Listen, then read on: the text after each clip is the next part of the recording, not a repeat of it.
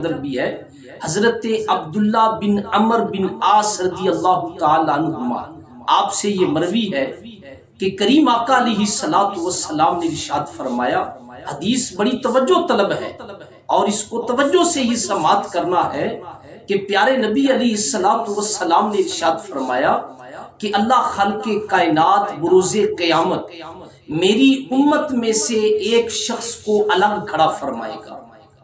جب اس کو الگ کھڑا فرمائے گا اس کے بعد پروردگار عالم اس کی گناہوں کے 99 رجسٹر جو ہیں رب العالمین اس کے سامنے رکھے گا۔ جب گناہوں کے 99 رجسٹر اس کے سامنے ہوں گے، رب تعالیٰ فرمائے گا کہ اے انسان، اس میں تمہیں کوئی شک شبہ ہے تو بتا دے۔ وہ کہے گا کوئی شک نہیں ہے اس کے اندر یا رب۔ اللہ خالق کائنات فرمائے گا کہ جو اس کو لکھنے والے تھے فرشتے، محافظ فرشتے، کرامن کاتبین فرشتے، فرمایا کہ اگر انہوں نے اس کے اندر تم پر کوئی ظلم کیا ہے، کوئی کم زیادہ لکھا ہے، تمہیں کوئی شک و شبہ ہے تو اے انسان پھر بھی بتا دے۔ وہ کہے گا نہیں یا رب، مجھے اس کے اندر کوئی شک شبہ نہیں ہے، میں یہ ہر چیز جو ہے اس کے اندر کوئی شک نہیں دیکھ رہا ہوں۔ اور تیسری بات پیارے نبی علیہ السلام نے فرمایا کہ رب تعالیٰ فرمائے گا کہ اے انسان، جو تو نے دنیا میں کوئی نیکی نہیں کی، اس کا کوئی عذر ہے تیرے پاس کہ کس وجہ سے تو نیکیاں نہ کر سکا، کس وجہ سے اپنی نمازوں کی پابندی نہ کر سکا، کس وجہ سے حلال حرام کے اندر تمیز نہ کر سکا، ہے کوئی تیرے پاس کوئی عذر؟ تو وہ انسان کہے گا نہیں یا رب، اس کے علاوہ میرے پاس کوئی عذر نہیں ہے، میرے پاس کوئی عذر نہیں ہے۔ یعنی اب انسان ہر طرف سے مایوس ہو گیا ہے، اب انسان نے پکا یہ سمجھ لیا ہے کہ ابھی مجھے جہنم ملنے والی ہے۔ لیکن رب تعالیٰ فرمائے گا کہ اے انسان، میں نے تیری ایک نیکی جو ہے وہ بچا کر رکھی ہے۔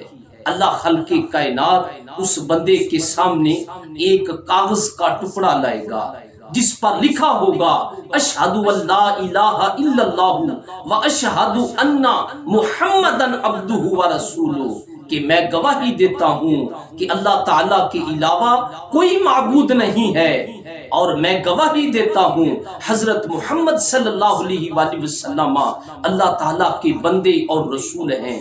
یہ کاغذ پر لکھا ہوگا۔ اللہ خالق کائنات اس بندے کو فرمائے گا تم پر کوئی ظلم نہیں کیا جائے گا، اب پھر میزان پر حاضر ہو۔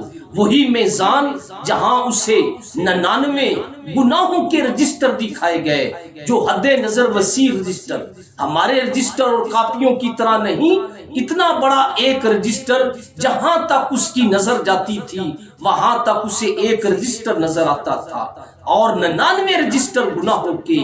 جب وہ ایک کاغذ کا یہ ٹکڑا دیکھے گا، اللہ خالق کائنات فرمائے گا اس کو میزان کے دوسرے حصے میں رکھا جائے۔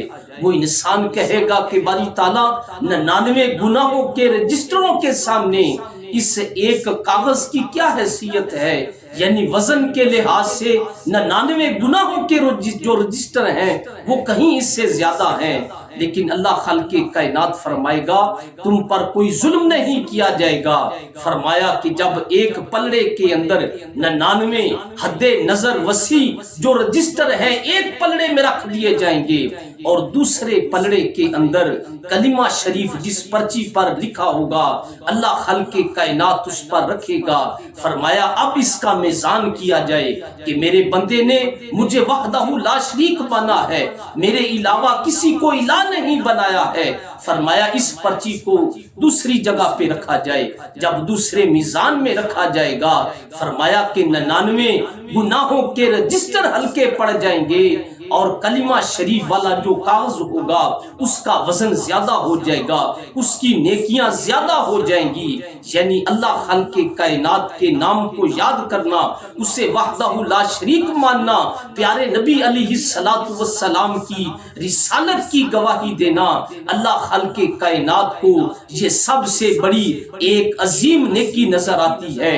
بلکہ سب نیکیوں سے اولین سب سے جو بڑی نیکی ہے بندے کے لیے وہ کلمہ شریف پڑھنا ہے۔ اس لیے چلتے پھرتے اٹھتے بیٹھتے انسان کو کلمہ پڑھنا چاہیے، کیونکہ انسان جب ہر طرف سے مایوس ہوتا ہے اسے لا تقنطوا من رحمت اللہ، اسے اللہ تعالیٰ کی رحمت سے مایوس نہیں کرنا چاہیے۔